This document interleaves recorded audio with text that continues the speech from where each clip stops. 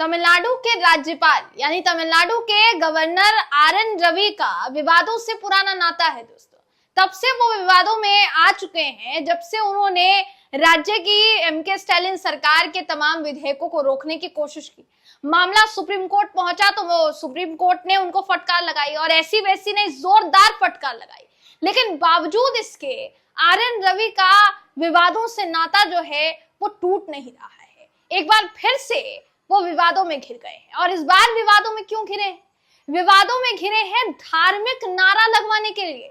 School के बच्चों से धार्मिक नारा लगवाने के लिए विवादों में घिरे हैं दोस्तों। ये समझ से भी परे है, सोच से भी परे है कि कोई राज्य का गवर्नर धार्मिक नारे लगवाने के लिए विवादों में आएगा। ये शायद पहली बार देखने को मिल रहा है ऐसा कुछ जो तमिलनाडु से सामने आया है। मैं इस खबर में आपको बताऊंगी पूरा मामला क्या है। आखिर तक इस वीडियो को आप जरूर देखिएगा। नमस्कार, मेरा नाम है जयंती झा और आप देख रहे हैं देश नीति। दोस्तों, राज्य की एम.के. स्टालिन सरकार के 10 बिलों को रोकने के लिए आर.एन. रवि जो कि तमिलनाडु के गवर्नर हैं, वो पहले ही सुप्रीम कोर्ट से डांट खा चुके हैं।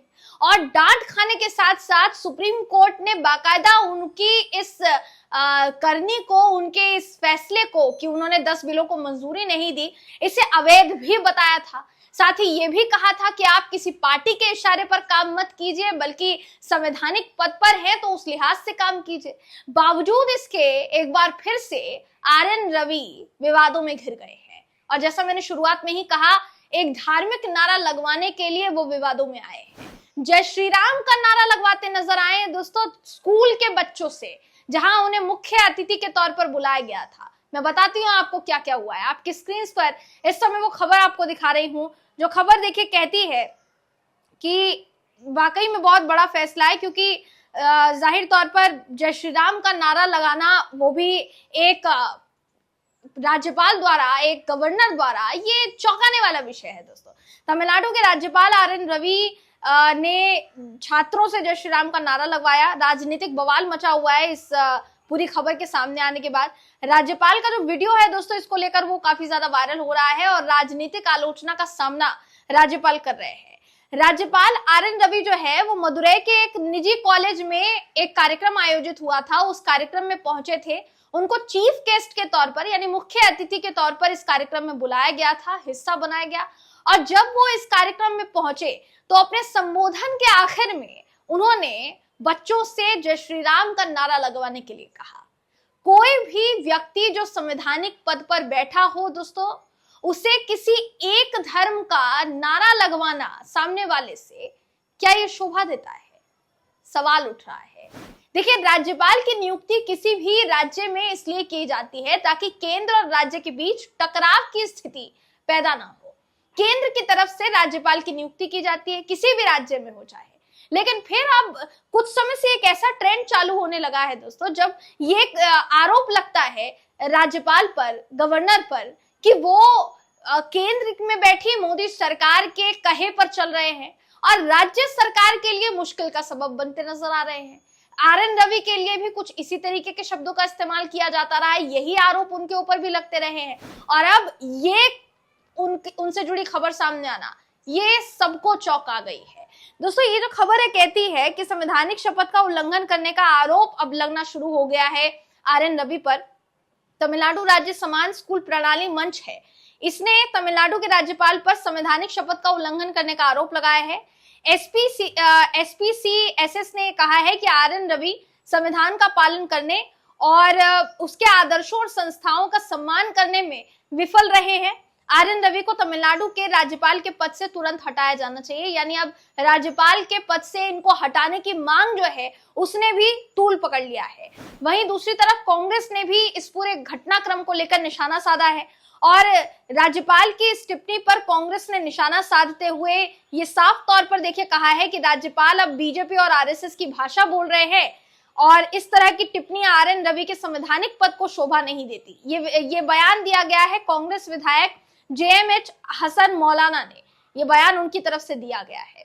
इसके अलावा वरिष्ठ कांग्रेस नेता शशिकांत सेंथिल, इनका भी बयान सामने आया है, जिन्होंने ट्विटर पर पोस्ट करते हुए लिखा है कि सर्वोच्च न्यायालय द्वारा फटकार लगाए जाने और राज्य सरकार द्वारा रोक लगाने के बाद भी अब सिस्टम को परेशान करने के लिए छात्रों से जय श्री राम का नारा लगवाने जैसे हथकंडे अपना रहे आरएन रवि, जो बिल्कुल भी उनको शोभा नहीं देता।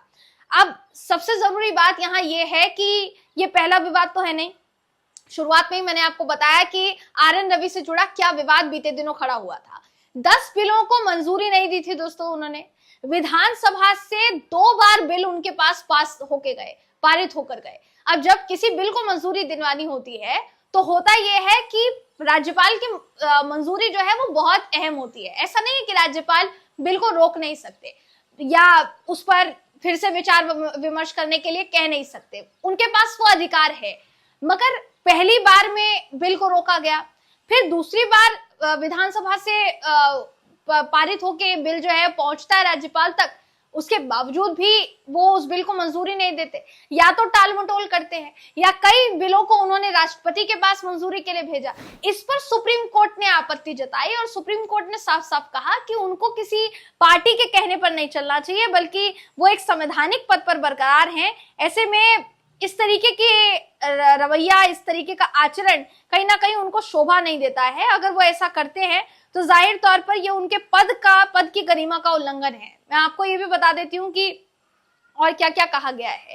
देखिए, सुप्रीम कोर्ट ने राज्यपालों के लिए बिल पर काम करने की टाइमलाइन तक तय कर दी। इससे पहले होता ये था दोस्तों कि टाइमलाइन नहीं हुआ करती थी कि अगर कोई बिल राज्यपाल के पास जा रहा है या फिर अगर उसको रिव्यू करने के लिए राष्ट्रपति के पास भी भेजा जाता है तो उसके लिए एक टाइमलाइन तय नहीं थी, एक अवधि तय नहीं की गई थी कि किसी अवधि के तहत ही आपको ये डेडलाइन है, ये टाइमलाइन है और इसके तहत ही आपको ये बिल जो है इसको मंजूरी देनी पड़ेगी। अभी तक ऐसा कुछ नहीं था।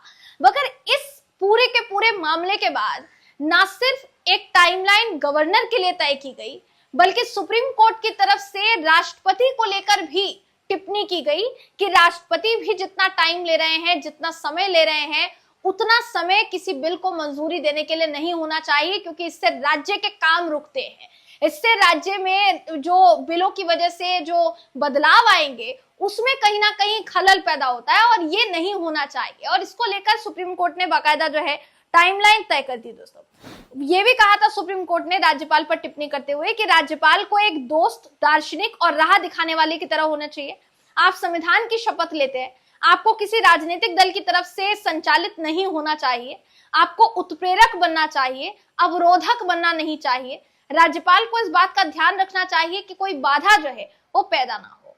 कुल मिलाकर कहा जा सकता है कि सुप्रीम कोर्ट से डांट खाने के बावजूद भी, इतनी बड़ी टिप्पणी उनके खिलाफ आने के बावजूद भी अभी तक राज्यपाल आरएन रवि का विवादों से नाता टूटा नहीं है दोस्तों। और एक बार फिर से वो धार्मिक नारा लगवाने के चक्कर में फंसते हुए नजर आ रहे हैं। देखने वाली बात होगी कि उनकी क्या प्रतिक्रिया इस पर निकलकर सामने आती है। एक संवैधानिक पद पर बैठे व्यक्ति को क्या इस तरीके का आचरण शोभा देता है, इस पर हम आपकी राय जानना चाहेंगे दोस्तों। तो आप हमें कमेंट करके जरूर बताइएगा कि आरएन रवि को लेकर जो सवाल उठ रहे हैं उन सवालों में आप कितना सही उन सवालों को मानते हैं और कितना गलत मानते हैं। अपनी राय बताइएगा कमेंट करके। आपके कमेंट का, आपकी राय का इंतजार रहेगा। अगली वीडियो में मैं आपसे फिर मिलूंगी, तब तक के लिए नमस्कार।